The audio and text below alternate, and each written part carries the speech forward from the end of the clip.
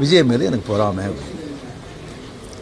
நான் அரசியல் இல்லை, அரசியல் நான் இல்லைன்னு சொல்லி விலகி ஆச்சு.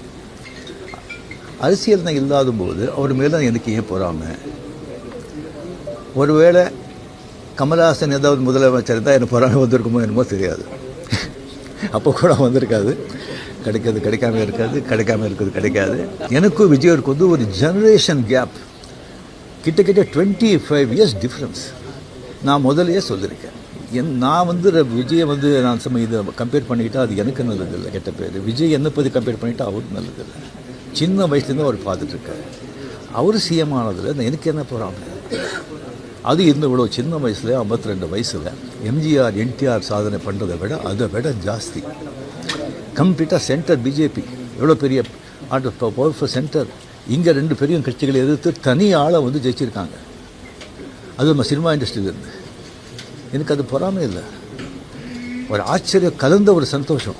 அப்படியே யார் அப்ரிஷியேஷன், சூப்பர். ஸோ அந்த பொறாமையும் இல்லை. விஜய் அவர்களுக்கு நிறைய எதிர்பார்ப்புகள் இருக்குது ஜனங்க மத்தியில். டெஃபினட்டாக அந்த எதிர்பார்ப்பெல்லாம் அவரை சந்தித்து மக்கள் நல்லது செய்யணும், செய்வாங்கங்கிற நம்பிக்கை எனக்கு இருக்குது. அவருக்கு அதிக வாழ்த்துக்கள்.